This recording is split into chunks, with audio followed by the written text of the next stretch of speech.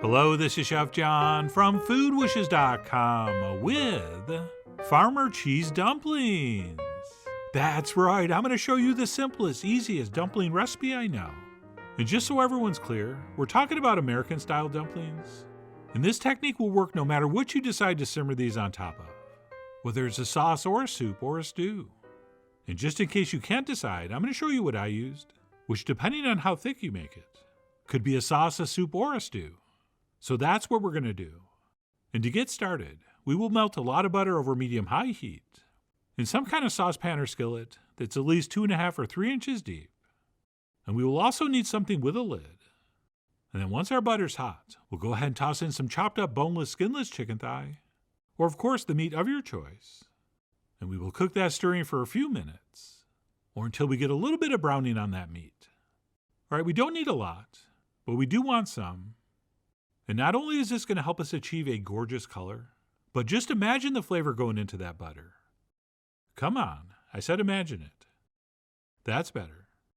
And then once we're happy with how that's looking, we'll go ahead and toss in a diced onion, and we will cook that stirring for a few minutes, or until the onions soften and start to turn translucent, which is going to take a few minutes. And while that's happening, we can go ahead and season this up a little bit with some kosher salt, or the salt of your choice, some freshly ground black pepper, and of course a little bit of cayenne.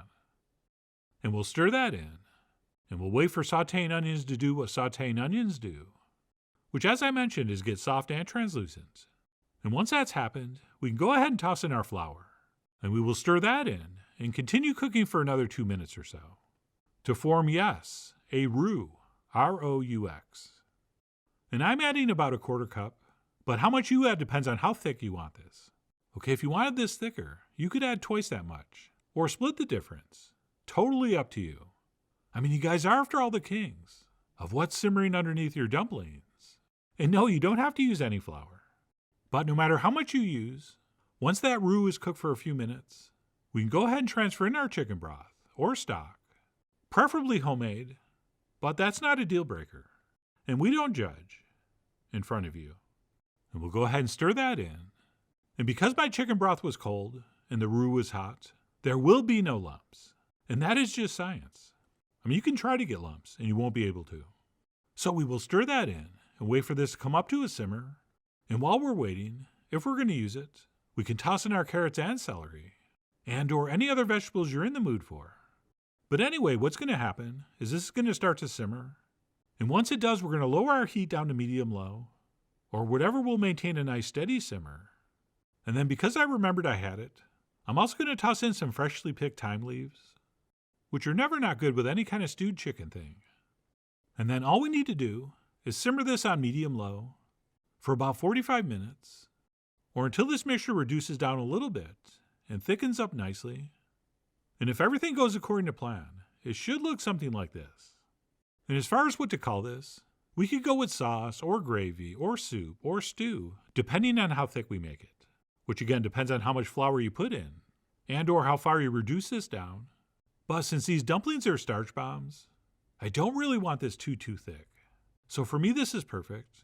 And what we'll do at this point is reduce our heat down to low, while we mix up this extremely fast and easy farmer cheese dumpling batter, which is going to start with some farmer cheese, which is basically a very flavorful, very tangy, sort of dry cottage cheese.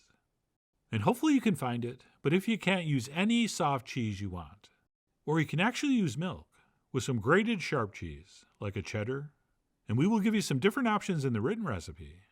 And then to this, I'm going to add a little bit of finely minced rosemary, which I love the flavor of in these. But of course, we could have just used more thyme, or any other herb we're into. I'm also going to add some freshly ground black pepper, a big old pinch of salt. Then we'll go ahead and drop in 1 large whole egg. And we'll take our spoon and give this a mix until everything's nice and smooth, before we add our last ingredient, some self-rising flour. And as you know, whenever we're making dumplings and biscuits and things like that, I love to use the self-rising flour, since it has the baking powder and salt milled right in, and it's super fine. But as always on the written recipe, we'll explain how to make your own with all-purpose flour, and it only takes 2 seconds. And then we'll take our spoon and mix this until we form what you could call a very stiff batter or a very loose dough. And then once that's mixed, we will grab a second tablespoon, and then we'll use both of those to transfer in one big heaping tablespoon on top of our simmering chicken mixture. But not quite yet, because once we head back to the stove, what we want to do is raise our heat to medium to bring our mixture back to a nice steady simmer. And I also at this point like to stir in some green onions, which I love, but if you don't. And that's it. Once our mixture is simmering, like I said, we'll transfer in a big heaping tablespoon. And out of one batch of this stuff, you're going to get 6 dumplings. And by the way, you're supposed to be using the second spoon to push the batter off the first spoon. But I'm always afraid of blocking the camera, so I was just trying to do it with one spoon, which is probably going to make them look a little rough around the edges. But you know what? It doesn't matter. And I'm really not even sure why I'm trying to fix these up. Because as you'll see, as these cook, they really puff up and expand, and they pretty much look exactly the same no matter how neat they are when you make them. So please try to relax. Okay, a dumpling can smell fear. And that's it. Once we've completed the dumplification, we will perform the old cayenne and cover. So I'm going to go ahead and shake a little bit of cayenne over the top for color and flavor, and most importantly, good luck. And then we will cover this, and we'll reduce our heat to medium-low, and we will let those dumplings simmer and steam for exactly 15 minutes without any peeking or stirring. And as those cook, they're going to get bigger and bigger, and eventually, hopefully, look something like this. And no, I didn't turn my heat up. It only looks like it because those dumplings got bigger, and there's less space for that liquid to kind of bubble up between them. So it does look a little more severe. But anyway, that's it. After 15 minutes, we will remove the lid. And fair warning, as soon as you do, they're going to start to deflate, which is fine and totally normal. Speaking of which, as usual, we should probably give this a taste, to check the seasonings. And if you have to adjust, especially for salt, go ahead. But mine was tasting just about right, so I went ahead and pulled this off the stove, and I finished up with a few sliced green onions, at which point I took way too many pictures, because I just don't enjoy hot, freshly made food. But after that, while these were still sort of warm, I went ahead and plated up, and I finished up with a few more green onions. And as far as portion size goes, this recipe could make 6 small portions, or 3 medium portions, or 2 giant Chef John-sized portions. But I'm going to try to be good and just have one. And after taking even more pictures, I grabbed a spoon and dug in. And that, my friends, I think is the epitome of simple, fast, easy comfort food. Right, just that chicken mixture is worth the price of admission, which is some kind of hybrid between a sauce and a stew and a soup. So just that part warms your soul. But when you eat it with these very simple, primitive dumplings, it is almost impossible to feel anxious. Warm and cozy, of course, but anxious? No. And no, these are not those big, puffy, airy, bready dumplings, which are fine.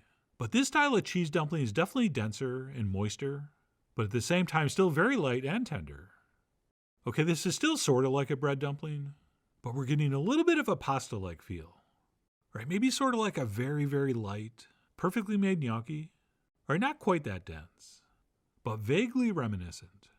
And while the flavor is very mild, since farmer cheese is very mild, besides, as I mentioned, that little bit of tanginess, you could definitely dial up the flavors by using a sharper cheese. Or you could do a combo of cream cheese and cheddar, or even a goat cheese would work nicely.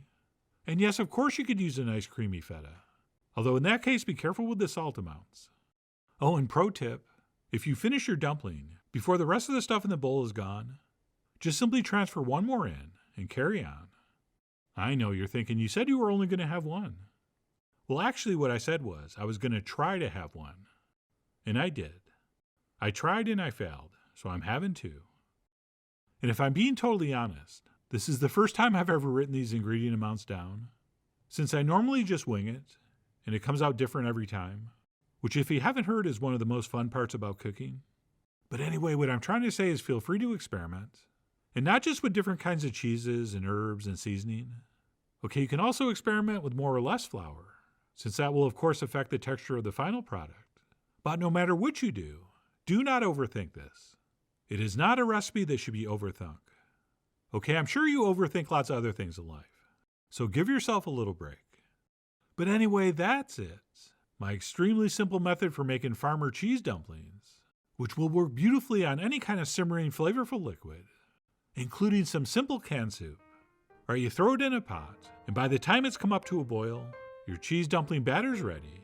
And about 15 minutes later, you're not just eating soup, you're eating soup with dumplings, which I think is a really nice way to eat soup. So for all those reasons and more, I really do hope you give this a try soon. So please follow the links below for the ingredient amounts, a printable written recipe, and much more info as usual. And as always, enjoy.